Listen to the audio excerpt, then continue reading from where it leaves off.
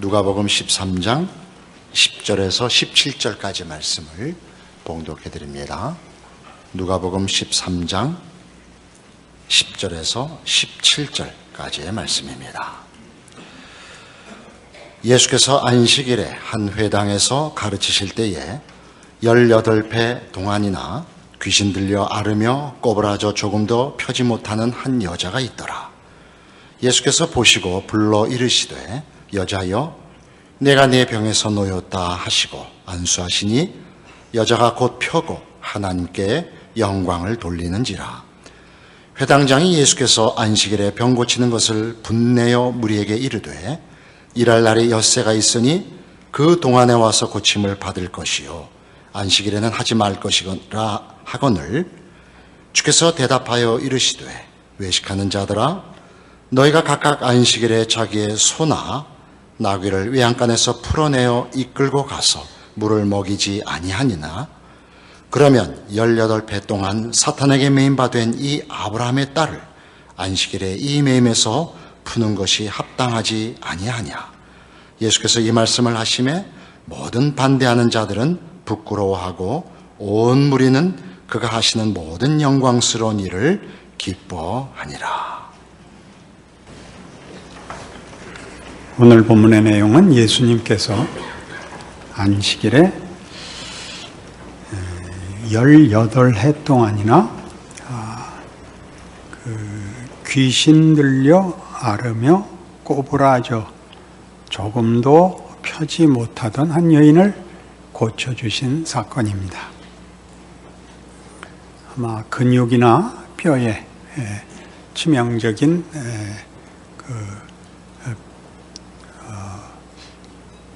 어려움을 당해서 허리를 펴지 못하고 있다 그러고 있습니다. 예수님께서 그를 병에서 풀어주셨습니다. 그러자 회당장이 예수님께 왜 안식일에 하지 못할 일을 했느냐. 안식일에는 아무 일도 하지 못하도록 율법이 정하고 있는 하나님의 명령인데 하필 이날 와서 일하는가라고 분을 내었고 예수님께서는 그를 향하여 외식하는 자라고 꾸짖으셨고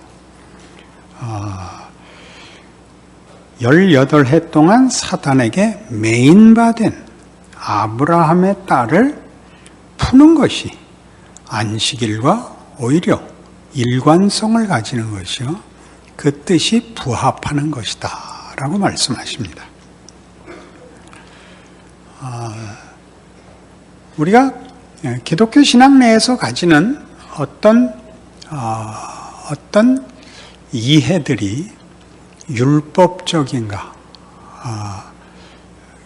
예수님께서 지적하시는 이 문제와 어떻게 연결되는가 하는 것이 오늘 본문에서 우리가 살펴야 할 내용입니다. 이해를 돕기 위해서 이렇게 출발을 하십시다. 형식과 내용 이렇게 출발을 하죠. 형식은 내용을 담는 그릇입니다. 그게 율법이죠. 또는 형식은 내용을 담는 법입니다. 그게 율법입니다.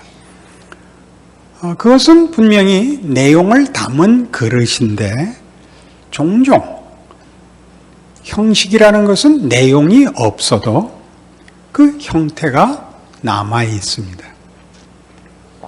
여기에 형식주의의 어려움이 있고 기만의 문제가 생기곤 합니다.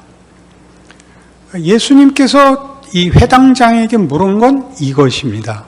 회당장이 볼 때는 예수님이 분명히 안식일에 아무 일도 하지 말라는 명령을 어긴 분이고 예수님의 답변으로 이제 회당장의 지적을 깨뜨리시는 더 깊은 의미를 드러내시는 예수님의 답변은 모든 율법은 하나님 사랑, 이웃 사랑이다 라는 답이지요.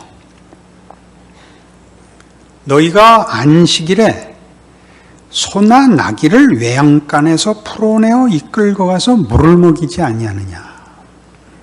굶어 죽게 하는 것이 안식일 수는 없죠. 법을 지키기 위하여 소나 나귀를 굶어 죽게 하지 않고 풀어내다가 물도 먹이고 꼴도 먹이는 것 아니냐. 그게 안식일 아니냐. 하물며 이 18년 동안 사단의 메인바 됐던 아브라함의 딸을 내가 풀어줬는데 그게 잘못이란 말이냐? 이렇게 된 겁니다.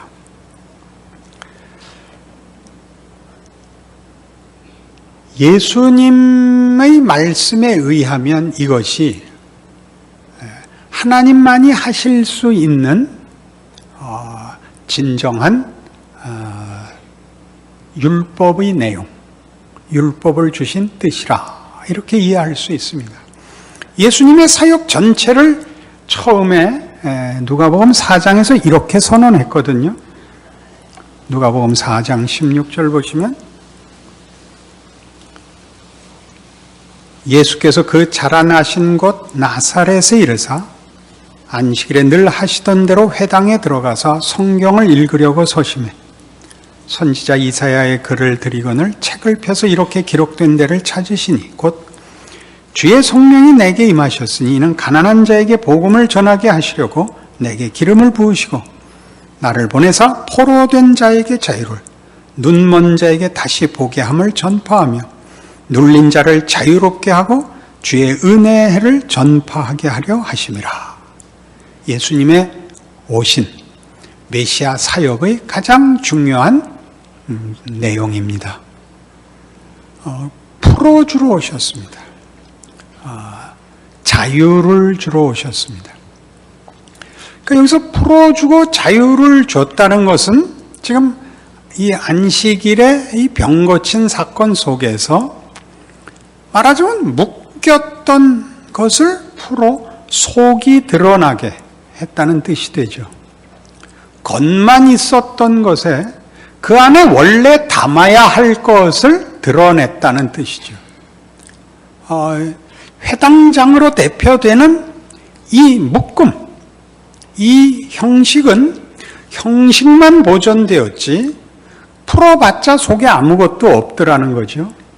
예수님이 풀어놓은 것은 율법으로 묶여 있었는데 풀어서 보여줬다기보다 원래 율법이 담으려고 했던 것을 예수님에 의하여 이제 드러냈다는 것이죠. 자유입니다. 사단의 묶음으로부터의 매임으로부터의 자유입니다. 형식으로만 이해되고 형식으로만 소유됐던 율법, 인간의 어떤 정성들이 가지는 한계, 하나님만이 주실 수 있는 진정한 자유, 하나님 사랑, 이웃 사랑을 이 사건을 통하여 예수께서 하나님의 뜻을 따라 우리에게 주러 오셨다 그러는 것이죠. 우리는 이것을 이렇게 한 번 더 좀 진전된 예화로 이해할 수 있습니다. 경기장을 생각해 보십시오. 경기장. 축구 같은 경우를 보시면 사면으로 라인을 긋죠. 경기장을 구별해야 되죠. 그 축구하는 사람들이 얼마나 그런 면에서 약간 그 자부심을 갖고 있느냐 하면 다른 경기에서는 이 옆에 있는 라인을 사이드 라인이라고 하고 골대에 있는 라인을 엔드 라인이라고 합니다. 그러나 축구는 이쪽 사이드 라인을 터치 라인이라고 하고 이 골대에 있는 것을 골 라인이라고 하며 다른 경기는 다 규칙이라고 해서 룰이라고 하지만 축구만은 로라고 해서 법이라 합니다. 대단한 잘난 척이죠. 그게 내용이 부실하면 자꾸만 형식에 무게를 더하는 수밖에 없다는 것이 대표적으로 드러난 것입니다. 축구를 괄세하는 것 아닙니다. 근데 축구장을 이렇게 만들어서 이렇게 사각형의 줄을 그으면 특별한 경기장이 되죠. 경기장이 축구 경기는 아닙니다. 그 경기장이 있어야 축구가 성립이 됩니다. 처음에는 축구가 럭비와 이렇게 섞여 있었던 것 아십니까? 들고도 뛰고 놓고도 차고 그랬다가 럭비와 축구로 이렇게 나뉩니다. 규칙이 있어야 이 경기가 진행이 됩니다. 그러나 경기장, 경기 규칙은 경기 자체는 아닙니다. 경기는 경기자가 하는 것입니다. 여기에 말하자면 이것이 왜 풀어주는 것이 자유라고 나오느냐 하는 것입니다. 형식이 자유를 제한하는 것이었다면 그럼 풀어주는 것은 모든 형식과 규칙을 다 제거해버리는 것인가? 그렇지 않습니다. 여러분, 우리 예수를 믿으면서 은혜를 입었다. 하나님의 무한하신 은혜다. 우리의 못난 것과 무책임한 것을 다 덮으시는 하나님의 은혜에 기인한다. 그러면 제일 먼저는 우리의 의문이 그럼 우리가 아무래도 좋은가 하는 질문이죠. 그렇지 않습니다. 은혜는 우리를 책임으로 부릅니다. 책임이란 명예로운 것이란 말입니다. 아무것도 안 해도 된다라는 것은 어린아이일 때, 그리고 말을 해도 못 알아듣는 짐승일 때, 그때는 방도가 없지만 책임을 요구하는 것은 조건을 삼자거나 자격을 논하자는 구별과 심판과 우열을 나누기 위해서가 아니라 고급한 존재로의 대접이요 부르심이다, 그런 뜻입니다. 그래서 우리가 규칙을 갖고 경기를 하는 것은 그 경기를 제한하는 것이 아니라 경기를 예술로 높입니다. 그렇죠? 축구를 손으로 공을 못 잡게 함으로써 발이 손보다 더 훌륭해지는 예술을 만드는 겁니다. 그거 보셨죠? 무슨 예전엔 펠레, 요즘은 메시, 이런 사람들이 공을 차는 걸 보면 공을 차는 게 아니라 지발을 차는 것 같아요. 공이 발 대신 붙어 있는 것 같다가 결정적인 순간에 슛을 하면 발이 떨어져 나가서 골대 속에 들어가면 공으로 바뀌는 것 같아요. 어떻게 그렇게 붙어 다니는지, 그냥 걸으래도 걸을 수 없고 그냥 뛰래도 뛸 수 없는 것을 공을 가지고 하고 수비수들을 서너 명씩 앞에 두고 그 장애를 뛰어넘어 비집고 그걸 만들어냅니다. 뭐 열광을 하게 만들죠. 우리가 가지는 이런 규칙들과 이런 무대들이 우리에게 어떤 자유를 주느냐 할 때 이런 경기, 하나 더 나가서 어떤 예술이라는 걸 만들죠. 그래서 이 문제들은 자유라고 일컬음으로써 규칙과 무대를 다 해체하고 자기 마음대로 고함을 지르는 것이 아니라 제한된 장소와 규칙 속에서 오히려 무엇을 더 높은 것을 만들어내는 하나님이 자유를 주신다, 사랑하신다라는 표현에서 나타난 고급한 존재요, 고급한 어떤 삶으로 부르심을 받고 있다는 것을 깨닫게 됩니다. 갈라디아서 4장 가보실까요? 날은 더운데 왜 자꾸만 생각하는 설교를 할까요? 갈라디아서 4장 21절입니다. 신약성경 307페이지입니다. 내게 말하라. 율법 아래 있고자 하는 자들아, 율법을 듣지 못하였느냐? 기록된 바 아브라함에게 두 아들이 있으니 하나는 여종에게서 하나는 자유 있는 여자에게서 낳다 하였으며 여종에게서는 육체를 따라 낳고 자유 있는 여자에게서는 약속으로 말미암았느니라. 이것은 비유니 이 여자들은 두 언약이라. 하나는 시내 산으로부터 종을 낳은 자니 곧 하갈이라. 이 하갈은 아라비아에 있는 시내 산으로서 지금 있는 예루살렘과 같은 곳이니 그가 그 자녀들과 더불어 종노릇하고 오직 위에 있는 예루살렘은 자유자니 곧 우리 어머니라. 기록된 바 잉태하지 못한 자여 즐거워하라. 산고를 모르는 자여 소리질러 외치라. 이는 홀로 사는 자의 자녀가 남편 있는 자의 자녀보다 많음이라 하였으니 형제들아 너희는 이삭과 같이 약속의 자녀라. 그러나 그때 육체를 따라 난 자가 성령을 따라 난 자를 박해한 것 같이 이제도 그러하도다. 그러나 성경이 무엇을 말하느냐? 여정과 그 아들을 내쫓으라. 여정의 아들이 자유 있는 여자의 아들과 더불어 유업을 얻지 못하리라 하였느니라. 그런즉 형제들아 우리는 여정의 자녀가 아니요 자유 있는 여자의 자녀니라. 그리스도께서 우리를 자유롭게 하려고 자유를 주셨으니 그러므로 굳건하게 서서 다시는 종의 멍에를 매지 말라. 이 이삭을 낳는 이 장면에서 하갈과의 사이에 이스마엘을 낳은 것과 사라와의 사이에서 이삭을 낳은 사건을 예를 들어 이스마엘은 종이요 이삭은 자유인이다라는 얘기를 합니다. 이스마엘은 사라의 종이었던 하갈로부터 나서 종이다 하는 얘기보다 더 깊게 자기가 낳은 자식이다 이겁니다. 둘 다 아브라함의 자식이죠.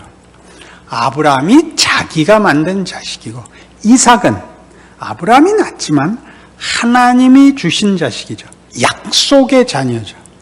이삭은 하나님 아버지로부터 기원한 자녀고 이스마엘은 아브라함이 자기가 원해서 난 자식입니다.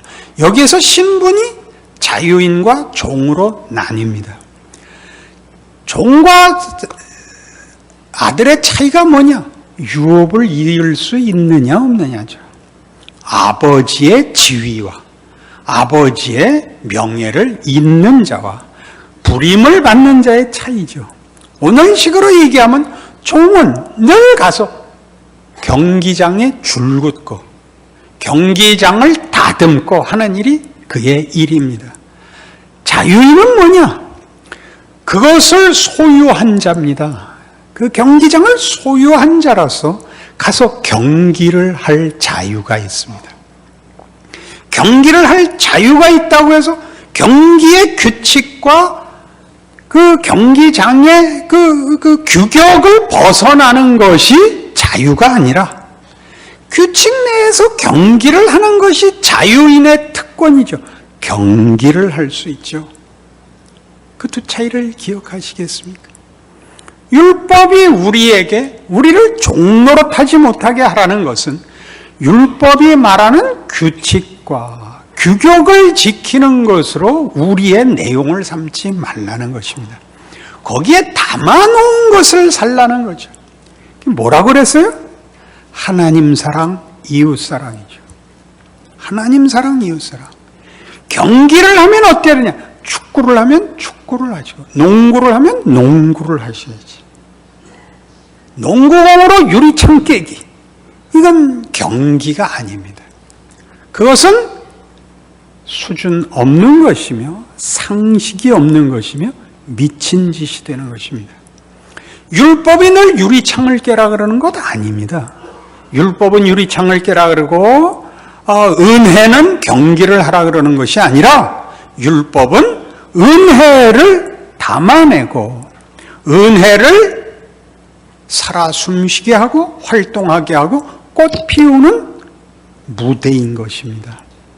여기에 우리가 부름을 받고 있죠. 그래서 우린 자유자입니다. 종의 멍에를 매지 마라. 규칙과 규격을 따지는 일로 돌아다니면서 싸우지 마라. 경기를 해라. 그래서 훌륭한 사람이 되라 이거죠. 그러니까 회당장은 지금 예수님께 뭘 따진 겁니까? 당신 경기장을 벗어났다 이거죠. 예수님의 말씀은 나는 경기를 하고 있는 중이다. 이렇게 답하신 겁니다. 내가 온 것은 모든 매인자를 풀으러 왔느니라. 뭘 풀으러 왔는가? 형식 속에 담아 보냈던 진정한 내용을 누리게 하려고 보낸 것이니라. 예수님께서 친히 말씀하시기를 율법의 1.1획이라도 다 지켜내는 것이 예수 그리스도의 뜻이었습니다. 그것으로 담아냈던 그것으로 약속했던 내용을 이제 우리가 자유인이 되지 않으면, 은혜를 입고 하나님의 자녀가 되지 않으면 누릴 수 없습니다. 경기장의 주인이어야 하는 것입니다. 경기장을 가진 이의 종으로서는 경기를 할 자유가 없습니다. 너 오늘 줄 쳤냐? 잔디 깎았냐? 자갈 골랐냐? 이 얘기밖에는 서로 할 얘기가 없다면 여러분은 종살이를 하고 있는 것이다 라고 얘기하죠. 율법 자체에 잘못이 있는 것이 아니라 율법이 담아냈던, 그리하여 우리에게 넘겨주었던 내용을 누리고 사느냐, 이렇게 묻는다 말이죠. 그래서 마태복음 16장으로 가시면 이 유명한 말씀이 이제 이렇게 새롭게 이해됩니다. 마태복음 16장 15절, 이르시되 너희는 나를 누구라 하느냐? 시몬 베드로가 대답하여 이르시되 주는 그리스도시요 살아계신 하나님의 아들이시니이다. 예수께서 대답하여 이르시되 바요나 시몬아 네가 복이 있도다. 이를 네게 알게 하니는 혈육이 아니요 하늘에 계신 내 아버지시니라. 또 내가 네게 이르노니 너는 베드로라. 내가 이 반석 위에 내 교회를 세우리니 음부의 권세가 이기지 못하리라.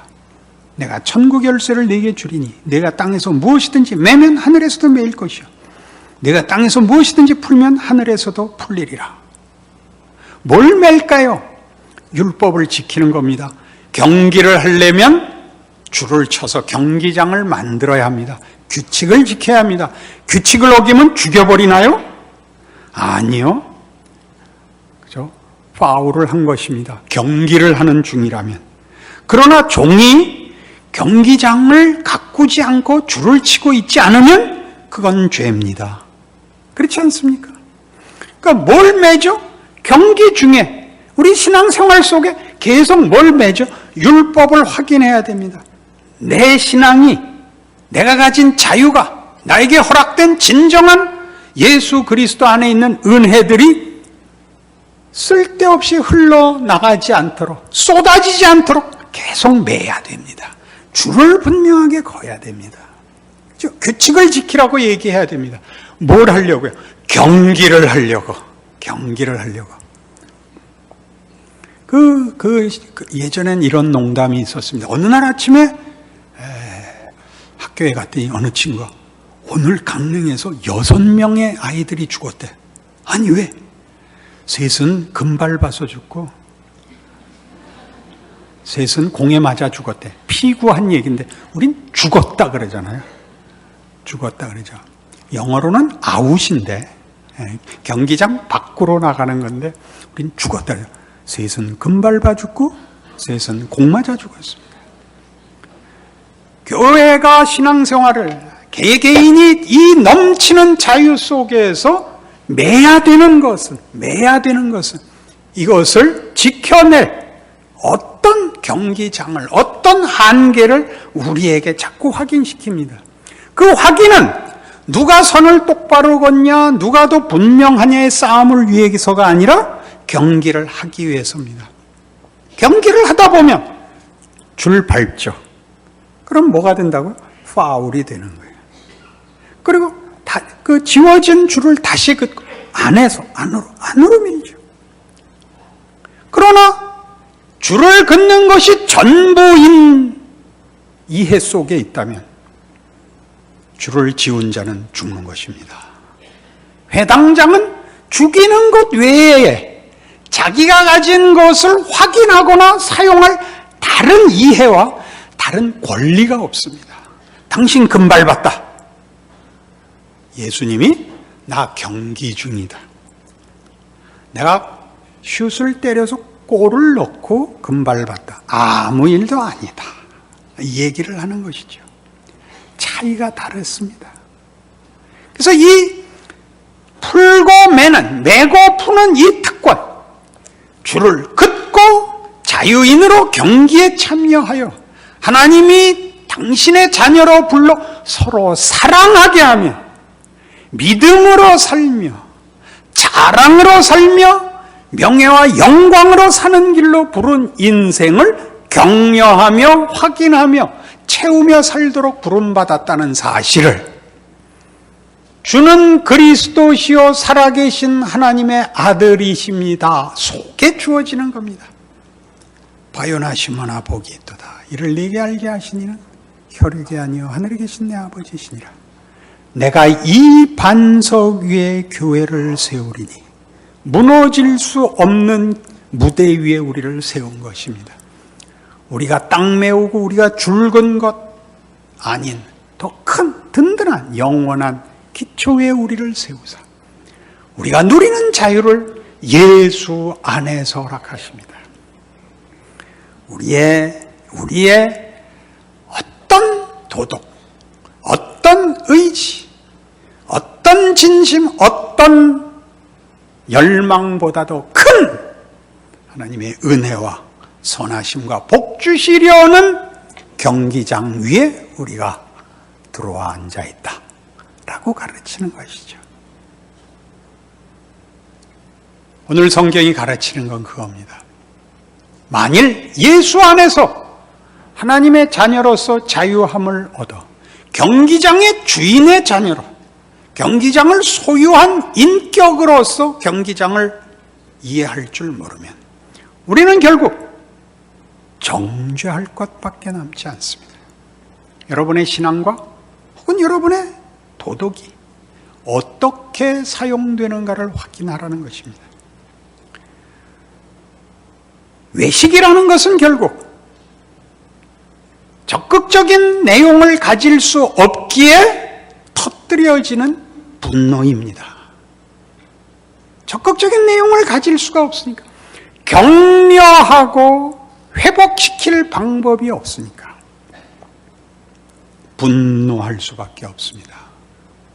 잘 기억해 보십시오. 적극적인 마음을 가진 자들이 가지는 율법에 대한 이해는 이겁니다. 율법이 경기를 만들어내는 것은 아닙니다. 그러니 하나님 아버지 나를 가르쳐 주옵소서라고 얘기할 수 있죠. 법에다 대고 가르쳐 달라 그럴 수는 없죠. 우리만이 비로소 아버지의 뜻, 아버지의 성품, 아버지의 은혜를 구할 수 있게 되는 것이죠. 법에다가 누가 가서 절을 하며 구하겠습니까? 법은 갖다 누구를 죽이는 근거가 될 뿐이지 누구를 살려내는 방법으로 해야 그게 어떻게 사용이 되겠습니까? 우리의 예수 믿는 자의 진심은 뭘까요? 생명의 소원이죠. 옳고 그른 명분과 법칙의 소원이 아니라 생명의 소원이죠. 누구를 흉보고 정죄해서 메꿀 수 없는 생명의 소원이 생기죠. 모든 성도들이 가지는 진심인 것입니다. 그 부족함을 알기에 늘 갈급하고 늘 힘을 다하여 주 앞에 매달리게 되는 이유입니다. 누구를 공격해서 메꿀 수 없는, 모두가 다 됐다 그래도 내가 안 되면 그만인 하나님께 나와 붙들 수밖에 없는 것, 우리가 가진 은혜, 자유, 예수 안에서 가진 특권, 예수의 이름으로 하나님 앞에 나가 구할 수 있는 모든 것, 여기에 하나님이 주신 자유, 풀어내심이 있습니다. 여러분 모두가 이 특권을 허락받은 하나님의 자유인 것 기억하셔서 여러분의 생애의 모든 일들을 예수 안에서 아버지께 구하십시오. 여러분의 삶과 인생이 복된 인생인 것을 확인하게 되실 것입니다. 기도하십시다. 하나님 아버지의 은혜를 감사합니다. 하나님의 자녀로 사는 것은 너무나 큰 자랑이요 영광입니다. 하나님이 우리를 어떻게 붙드셨고 우리의 삶과 생애 속에 간섭하시며 복 주시는지 이제 이해케 하셨으니 힘써 기도하며 힘써 노력하며 진심과 성의를 다하여 하나님의 사람으로 책임 있게 살게 하여 주시옵소서. 더 많이 기도하고 더 많은 은혜를 받고 더 많이 자라나 하나님의 자녀의 영광과 명예와 감사와 능력을 드러내고 증거하고 누리는 복된 삶을 사는 우리 모든 하나님의 자녀로 축복하여 주시옵소서. 예수님 이름으로 기도합니다. 아멘.